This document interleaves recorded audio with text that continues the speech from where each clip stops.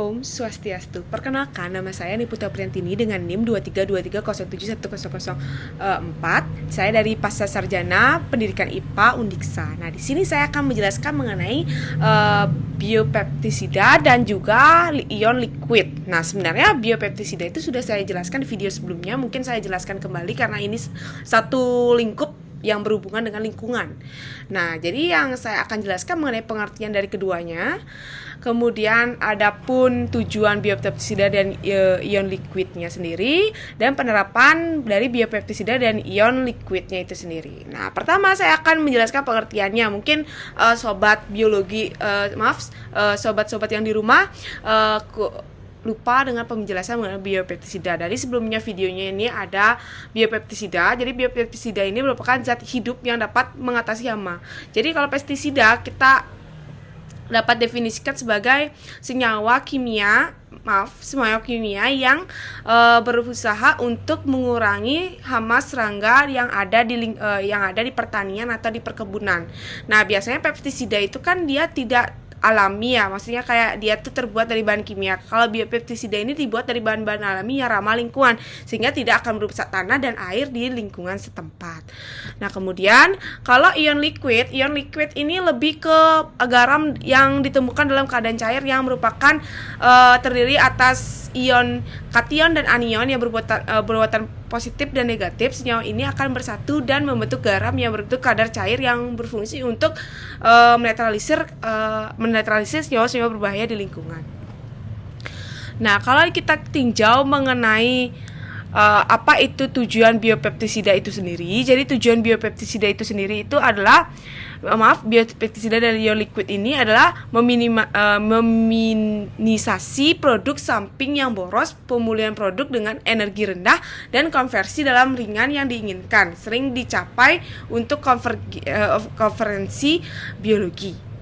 Nah, kemudian kita tinjau dari penerapannya. Kalau di biopeptisida ini dia itu memiliki pertama itu ada jenis bioinsektisida. Kalau insek artinya serangga, yaitu membasmi serangga. Biofungisida kalau fungi berarti jamur. Kemudian bioherbisida itu merupakan herbi, yaitu tanaman pengganggu atau gulma, yaitu tanaman pengganggu itu bisa dijadikan sebagai penerapan aplikasi dari biopeptisida. Kalau ion liquid penerapannya di lingkungan seperti apa, Kak? Nah, di sini saya akan paparkan. Jadi penerapannya itu pertama itu cairan ionik sebagai bahan pelumas di bidang otomotif. Jadi kalau di bidang otomotif itu digunakan untuk meningkatkan kekuatan dan ketahanan lapisan pelumas pada mesin kendaraan yang biasanya kita bergesekan kan kendaraan itu. Nah, di pelumas ini berfungsi untuk melemaskan kekuatan dari bahan-bahan otomotif yang ada. Nah, kemudian cairan ionik juga pengolahan limbah nuklir. Nah, di sini kemampuan larut dalam berbagai senyawa organik, anorganik memberikan alternatif dalam proses pengelolaan limbah secara efektif.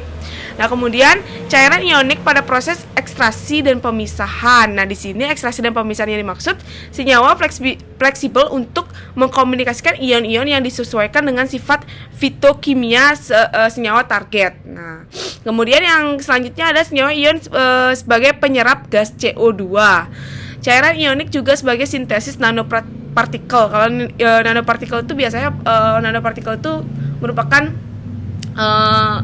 zat atau partikel yang sangat kecil, lebih kecil dari atom yang disusun untuk membentuk sebuah benda seperti itu.